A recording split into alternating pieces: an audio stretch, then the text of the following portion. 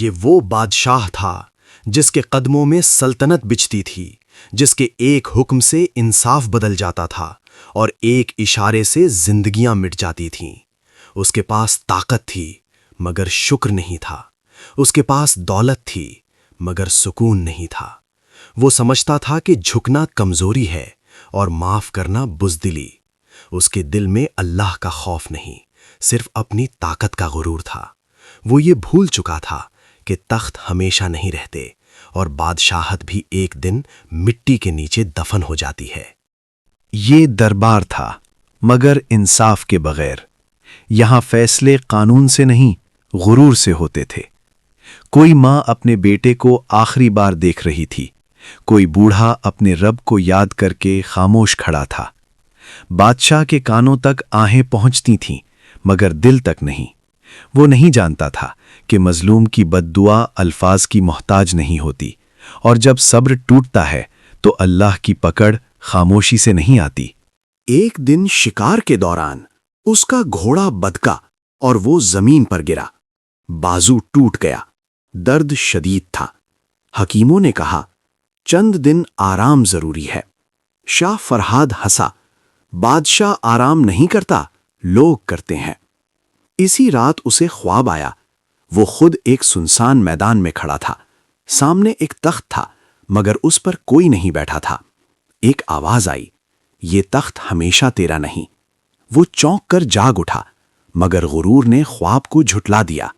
چند ماہ بعد ملک میں قحط پڑ گیا، کھیت سوکھ گئے، کنویں خالی ہو گئے۔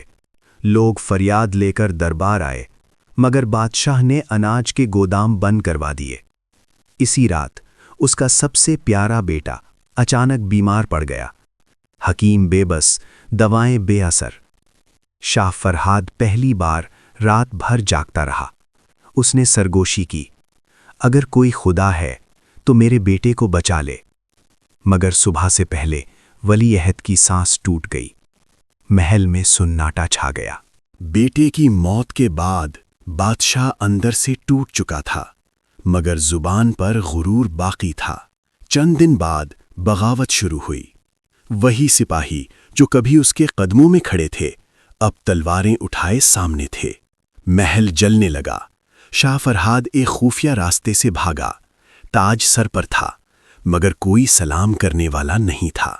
راستے میں وہ زخمی ہوا، پیاس سے نڈھال ہو کر ایک پرانی مسجد کے صحن میں گر پڑا۔ وہ لمحہ جب بادشاہ نہیں بندہ جاگا۔ مسجد میں ایک بوڑھا فقیر بیٹھا تھا۔ اس نے کہا، اے مسافر، کون ہو؟ شاہ فرہاد نے روتے ہوئے کہا، میں ایک زمانے میں بادشاہ تھا۔ فقیر مسکرایا، نہیں، تم ہمیشہ بندے تھے، بس آج تمہیں یاد آیا ہے۔ شاہ فرہاد کانپ گیا۔ اس نے پہلی بار سجدہ کیا، تاج سر سے گر گیا، آنکھوں سے آنسو زمین پر۔ اس کی زبان سے صرف ایک دعا نکلی، یا اللہ، میں نے ظلم کیا، میں نے تیرے بندوں کو رلایا، اگر تو معاف کر دے تو میں باقی زندگی تیری رضا میں گزار دوں۔ کچھ دن بعد نئی حکومت بنی۔ لوگوں نے سنا کہ ایک خاموش شخص مسجد کے باہر یتیم بچوں کو کھانا بانٹتا ہے۔ وہ شخص شاہ فرہاد تھا۔ نہ تاج، نہ تخت، مگر دل مطمئن۔